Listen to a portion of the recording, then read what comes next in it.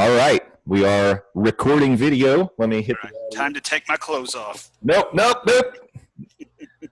No, this is not the Patreon video yet. But coming soon to Patreon, this sweet bod. Oh, I got to watch my snout on the mic this week. Yeah, you don't want to breathe too hard into the mic from your snout or give it a snoot boop. Well, that's what I keep doing. I'm not used to having such a, protruding forehead. Hey, maybe we can get We Rate Dogs on Twitter to sponsor us. Open the sponsorship. Always. All right, so let's get started. All right. I'll try not to burp into the microphone. Sounds good. Right. No, that wouldn't sound good. That's why I'm saying I'm trying not to. Okay. Ladies and gentlemen, welcome back to the Monday Morning Monorail. This is the Disney Deep Dive with the Daws, and joining me live, video, internet style, is Landon the Daws Down. Isn't that what they say? Live video, internet style? I don't know. That's exactly what they say. You nailed it, buddy. We're off to a 1-for-1 start here on the M34D with the me. Landoc. Well, hopefully we can get off to a flying start because we're going to be talking today about an attraction that takes to the skies. No longer with us. R.I.P. once again. Yes, R.I.P. in peace. Yeah. This attraction lasted from opening day until 1999, and it held a special place in my heart. And even though it wasn't a dark ride or necessarily, people wouldn't really probably even consider this, something that had to be on the must-do list because, again, it was something you could probably do at your local state fair because, as we'll talk about, these are pretty much everywhere, and there wasn't anything particularly special about them. But today, we're going to talk about the Skyway. Great sell job. There was nothing special about them, but, we're still going to talk about it. You're already halfway into the episode. I mean, we already got your click and download dig song, so, there you go. It's implied in our mandate. We have to speak about every single thing that ever existed in any of the Walt Disney World parks, so... Coming next week, we're going to be talking about churro stands. Ooh, that would be fun. We should talk about snack carts. Yeah, actually, I could go for a churro or maybe one of those Mickey ice cream bars. Yeah, absolutely. Dang it, now I'm hungry and I haven't eaten lunch. As long as we had samples, that would be good. Yeah, Disney, hook us up. So send us ice cream to East Tennessee. Yeah, they could do it. Dry ice boxes. Absolutely, they could do it. Yeah, that is true. So, okay, Disney, send us ice cream to East Tennessee. We're going to need ice cream bars and ice cream sandwiches. Oh, yeah. Shout out to the ice cream sandwiches. Maybe some Booth's frozen bananas. Because there's always money in the banana stand. Always money in the banana stand. So you have to wonder, how much do bananas cost? Like $12 a piece or something like that? At least. I think that's about right. Yeah. So back to the Skyway. Let's explain what it was. So again, I said it wasn't particularly, special or unique because this was a gondola system that you would see at any state fair that you might go to, going from one end of the, what do you call it? Fairground to the other. Fairground to the other. I was trying to think of not the thoroughfare, but there's a word for it. The midway. That's what I was looking for. Look at that. I learned something new today. Midway to the other. Yeah. But this one, the reason it was special was because it was in the Magic Kingdom, and it could take you from Tomorrowland to Fantasyland or Fantasyland to Tomorrowland. And if you're going to ride Sky Buckets, why not do it in the Magic Kingdom Park? Absolutely. Another special thing that set this apart, it was fueled by pixie dust. So, there you go. As is so many of the attractions of Walt Disney. Don't look into that. No. Not fan power for this attraction. No, as opposed to last week. Though, shout out to, we got a cast member who weighed in on the conversation on YouTube, on the YouTube channel of Monday Morning Monorail. So if you are a cast member of said attraction from way back then, be sure to hit us up. Or if you're just a fan that enjoyed the Sky Buckets, also get in on the conversation, Monday Morning Monorail on YouTube. That's right. That's where you're going to find the video of these lovely faces. If you go back to last week's video, you'll see it was Duke Ha that commented, and he is actually a cast member, a frontiersman, if you will. Yeah. Rates the Davy Crockett Explorer canoes in Disneyland, and we learned a lot from him. And I'm not gonna spoil everything that he said. There's a lot of really good information on there. Yeah. So please go check that out. And most importantly, he wasn't mad at us, which I was kind of worried about. Yeah, he might be ticked off. I don't think we were like really bad mouthing it, but we, in typical Landon style, you were like, "Why would you do this in our Magic Kingdom park?" Like typical Landon style. Way to throw me under the sky bucket here, buddy. Would it be throw me under the monorail? Either way, it's going to hurt regardless. Yeah. No, but no, it is awesome. So go check that out. And we always welcome if you either way, you're a cast member or you were a fan that was passionate about these rides, or maybe you feel the same way as Landon does, and they were a waste of time. And man, I'm going to get so much hate mail. No, people know I'm kidding. But the Sky Bucket. So the reason we're kind of exploring and going on these rants and tangents is just because there's not a ton to say about them. I mean, you know what Sky Buckets look like, I assume. You understand that it's a transportation system on a cable that takes you from one place to another in a small little compartment. Apparently in Disneyland, the Sky Buckets actually started out. Well, first of all, they looked very much like buckets, which is why they called them that. But they could only hold 2 people at a time. In Disney World, by the time they opened, I believe they opened with a capacity of 4. Of course, I wasn't yet even existing at that point or even thought about. But by the time I rode them, they definitely held 4. And I personally, the Sky Buckets or Skyway, I guess I should keep saying, is something I really did want to talk about just because I have fond memories of riding the Skyway. I mean, I think that it falls right into my wheelhouse of kind of why did I name this podcast The Monorail? It's not really an attraction, but it is. And I like that it's a unique transportation method. It's the same reason I like the friendship boats. I love staying somewhere like the Swan and Dolphin and hopping on a boat and going to Epcot. Yeah, that's a sweet way to get to the park, right? So all of those things, and Skyway is the same way. Yeah, you could certainly walk through the hub, walk through the castle, and get from Tomorrowland to Fantasyland if you'd like to do that, or you can fly. Yeah, walking's for rubes, you guys. Exactly. So now my memory of it, and I'll talk about this just for a minute. I remember feeling like the buckets were safe, but it was always like one of those things where you're like, maybe, if I rock this thing too much, we're going down, Yeah, definitely one of those things where you're standing close to the edge. It's like maybe don't get super close to the edge, or if there's a strong breeze, brace for impact. Right, because they would rock on the cables, so you could get them moving, you could rock them, but they weren't going anywhere. One of the misconceptions about why these things closed down was people thought there were safety concerns with the Skyway, and really that was not the case. No one was ever injured on the Skyway at the Magic Kingdom. And Landon, I know you were referring to there was an incident in California. Yes, there was. It's one of the few instances where California out-Florida'd Florida. A man decided to, and he later admitted this going to court against Disney, he decided to jump out of the Sky Bucket for reasons, and he hit a tree outside of the Alice in Wonderland attraction and apparently got pretty injured.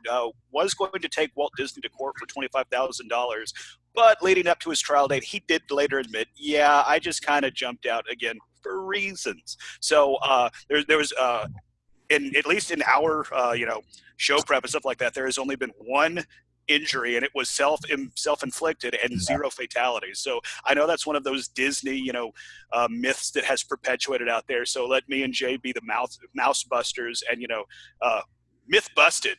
Myth busted. Yeah. Was that guy's name Joe Dirt by any chance? Because that sounds like a Joe Dirt story. I'm not jumping that tree. Yeah, I don't know.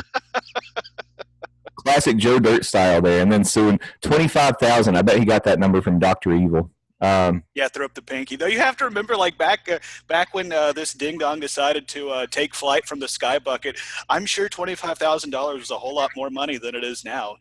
What up, inflation? Right. Yeah. So I guess that would be like taking somebody to court for $50,000. Yeah, you're the numbers guy. Make something up. We'll believe it. I don't know when that incident happened, but I'm just even if you go like 100% increase, that's $50,000. You're taking Walt Disney to court. Like, yeah, I don't know. That's a low number, but not that I'm trying to encourage people to be litigious. That's not what I'm trying to do. I'm just saying, if you're going to be that guy, why are you shooting for 25,000? The Monday Morning Monorail podcast does not endorse nor condone any self-inflicted injuries to try and sue the Walt Disney Corporation. Yeah, and you're probably not going to get away with it. No, especially now. They got cameras coming out of every orifice, so they're going to see it. So the Skyway at the Magic Kingdom Park was built by Von Roll of Bern, Switzerland. And they built similar sky rides for over 100 amusement parks, theme parks, and exposition grounds. So this is what I'm telling you, that these things you have seen them every. If you didn't get to ride them at Disney, I'm sure you rode these exact things somewhere else. One difference between Magic Kingdom and Disneyland was that the sky buckets actually went through the Matterhorn in Disneyland, which I thought was really cool. Very cool. Yeah. And I don't know if you found this in your notes. There was a line that Walt used to say. It's like, why do you have giant holes in your mountain? And Walt would say, well, it's a Swiss mountain, so might as well have holes. And also, it was designed by a Swiss company, the Sky Bucket. So Oh my gosh, that's such a dad joke. I love it. It really is. And you have to imagine Walt Disney, with the cigarette right here doing the point. Well, you see, it's a Swiss mountain. I love it. I'm on board. Waka waka. I did not know that joke, but I love it. Well, the Magic Kingdom Skyway was removed in 1999, and it was as part of the renovation of Space Mountain, and the Tomorrowland station was demolished in the summer of 2009. So there's no remnants of this anymore. And really, in Fantasyland, the station was demolished for the famous Tangled restrooms. Themed bathrooms. Welcome to Disney World, baby. I know, it's a big deal. The Tangled restrooms, I think that's like a bigger photo spot for people sometimes than like in front of some of the icons of the parks. Those Tangled, and I'll admit, they're beautiful. They're very pretty. Hey, you know what? If you can't admit when a bathroom is pretty, you have no soul. So, yeah, let's be honest. I agree with that. But yeah, so all the remnants are removed. I was going to say, too, what I remember is the station in Tomorrowland kind of looked real municipal, like you might imagine. It looked like public transit station, kind of. In Fantasyland, I remember it looking like a log cabin or like a chalet in the mountains or something. Yeah, and if I remember correctly from my notes, the chalet lasted, I think it was one of the last standing remnants of this attraction. Yeah, it was. And that was because until the Fantasyland kind of revamp, and when they did the Tangled themed bathrooms, it lasted till then, and that was 2012. So really just 6 years ago, it was still a remnant of that attraction was still around. One of the funny things that I found was Disney's official statement when they removed this from the park was basically that it was part of the ongoing effort to phase out some of the older attractions and introduce new things to keep our parks exciting. Wow, that's a super universal line right there. Well, but it's also really funny, too, because here we are talking about the stations weren't even removed till 2009 and 2012. So what were they really making room for? Because the stations were the things that took up more room. So, and it wasn't the cables in the sky. They didn't put anything up there. No. And Disneyland, it's no longer open in Disneyland. That actually closed in 94. And the only other place that the Skyway was open was in Tokyo Disneyland, and it closed in 98. So even a year before the Magic Kingdom. So there are no more sky buckets in Magic Kingdom parks anywhere.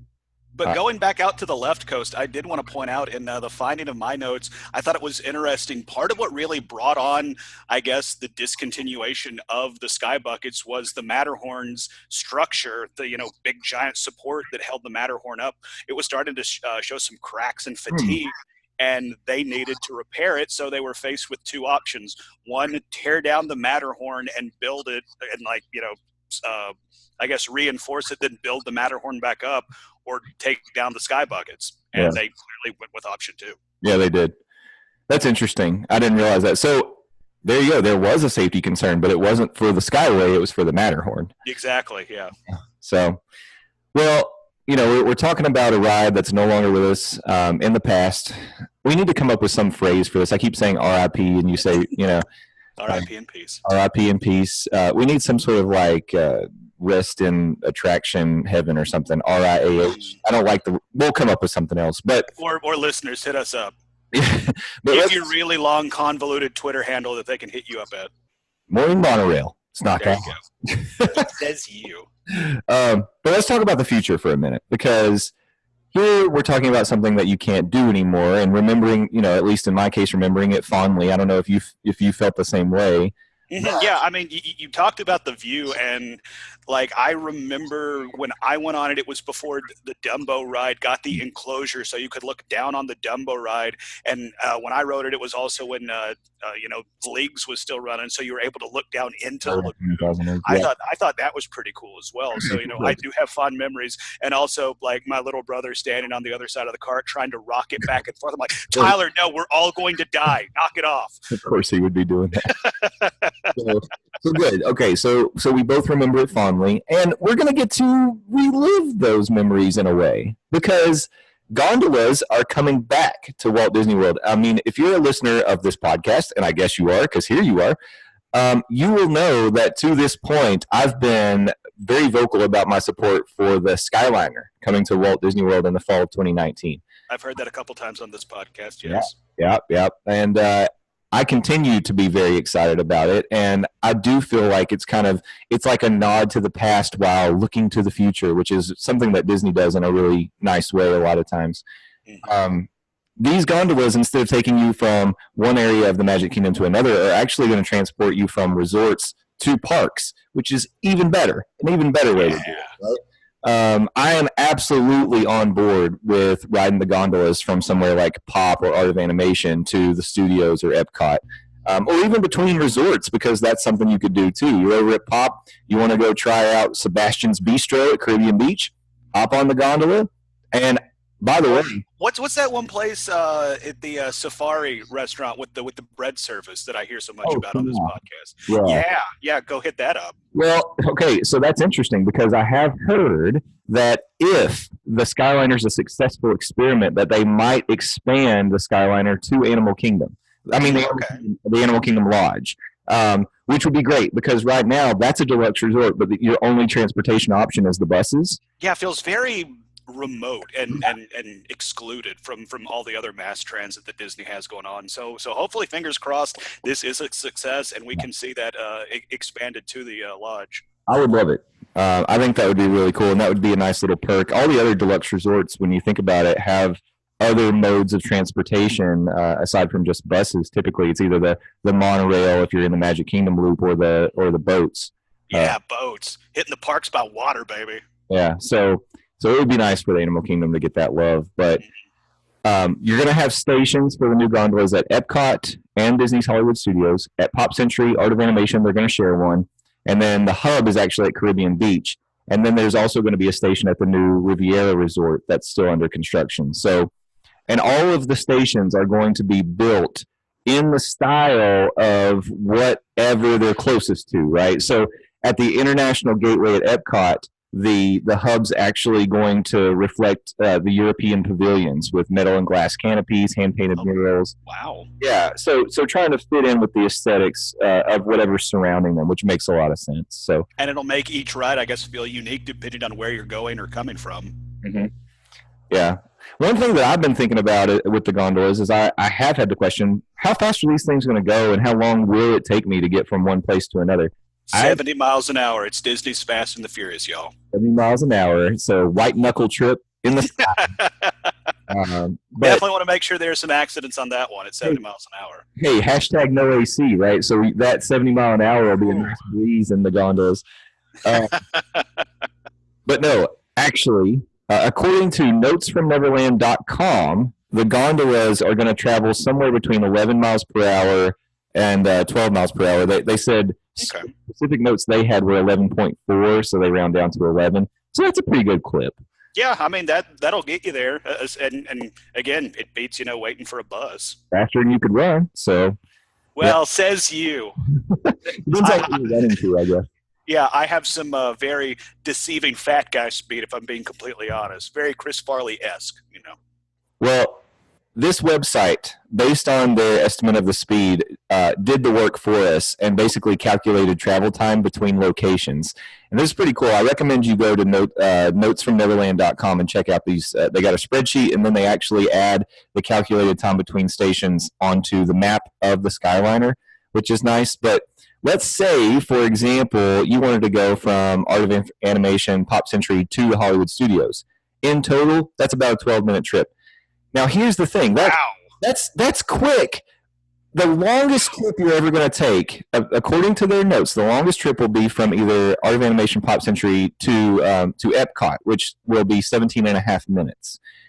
Now, if you think about it, that's like, okay, let's say 18 minutes. That seems like kind of a long trip, but really, it's not like you're standing and waiting on a bus where you're sitting there doing the silent movie thing of like, where's that bus? And putting your hands on your foot. Yep.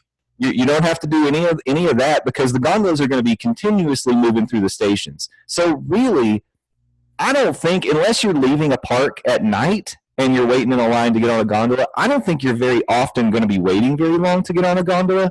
So the travel time that you have for the Skyliner is really just going to be walking from your room or from wherever you are in the park to the station. Man, that sounds awesome. And then just riding on the gondola. So you're on your way. The shortest trip will be from the Caribbean beach to the studios, and that's nearly 4 minutes, 3 minutes, 49 seconds. Dang, that's what's up. Yeah, so that is a quick trip. And then just as a comparison, if you wanted to go like Riviera to Epcot, that's kind of middle of the road. That's 6 minutes.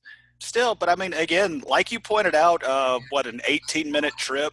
Yeah, that does sound like a long time, but you don't take into account that time waiting for the shuttle to show up, and then you have to hope that there's a seat. Otherwise, you're grabbing pole, heading over to whatever attraction you're going to, and like you pointed out, unless you're at the end of the night wanting to get on this thing, it does seem like it's going to always constantly be moving. And if you're moving, it's not going to feel like it's going to take that long. So. Yeah. That sounds awesome. Continuous loading. It makes a big difference. Think about things like the Haunted Mansion or Spaceship Earth. I always feel like even when those lines are long, because they're continuous loaders, it just doesn't feel like it's that long because the line's always moving. You're always moving, so it tricks your brain into thinking, we're making progress. Yeah, it's better than just standing there doing the silent film of being frustrated that your hands on your hips. Yep. So looking at your cell phone, it's like this thing was at 80% charge. Now it's at 2. What's up, Apple or Samsung or Google? I don't know who your cell phone provider is. Getting frustrated, yelling at your kids because you're hot and tired. And then it's even worse for me. I don't have my own kids to yell at, so I'm yelling at other people's kids. And it's like, sir, you're making a scene. It's like, I know, I'm sorry.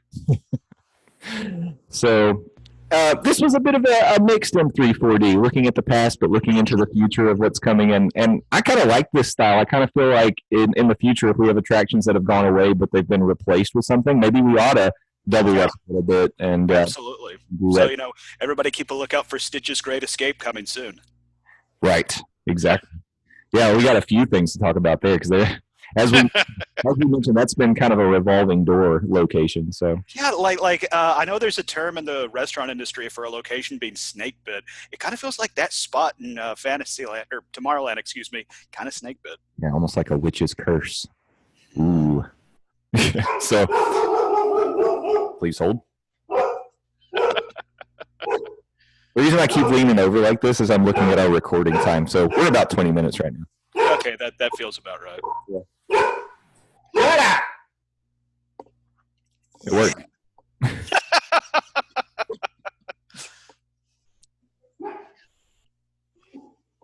I know, she'll start again. Right now she's laying and just doing like a muffled bark, waiting for the kids to come in the door.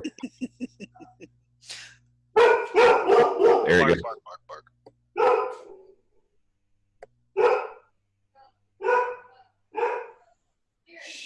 Okay, I'm going to finish up. Me and Landon got like 2 more minutes, so. Everybody hold on to your butts. All right, well, I think that's going to wrap it up for today, Landon. Anything you wanted to say, or did we pretty much cover all your notes today? I think we covered everything in my notes. Let me double check here real quick because I took the time to take some notes. On your Post-it note? Yeah, no, it's on my notes app. Thank you very much. I guess the only thing I wanted to point out that we didn't get to talk to, I think this is a really cool, rather it was a really cool way to get from one end of the park to the other. And unlike, that super cool Harry Potter train at Universal, you didn't need a park hopper pass to ride it, to get from Universal to Islands of Adventure. So, good on you, Disney. Hey, you know what's really cool about the future Skyliner is just like the monorail, you'll be able to ride this without a park pass. So, really? Yeah. That's pretty cool. Because, they're outside the parks. You'd still have to go through security and ticketing before, you get into the park. So another thing you can do for free, boats, gondolas, and monorail, and then food at the resorts. Are you kidding me? Do you even have to go in the resorts? It truly is the most magical place on earth. So, all right.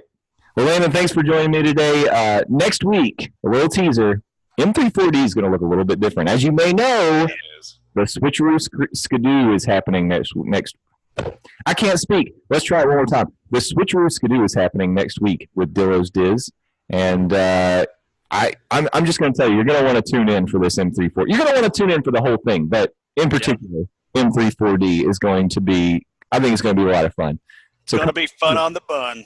Yeah, come back for that. And until then, you can fill your time by listening to Landon's podcasts, all of his library of podcasts. Go catch up on him. He's got Near Fall Radio. He's got the Got Talk, the Game of Thrones Talk, and you can listen to the Butt Bunch Chips Variety Pack.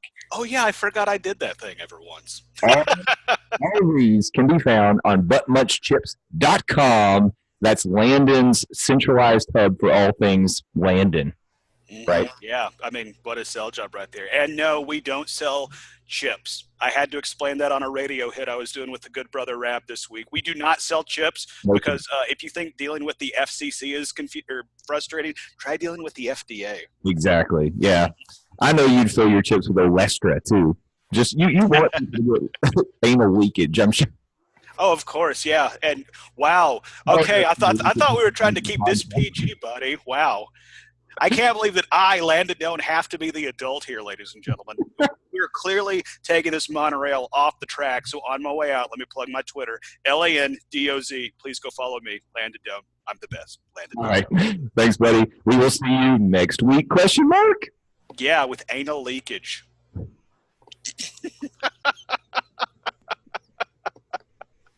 Oh, that's good. Stop recording, please.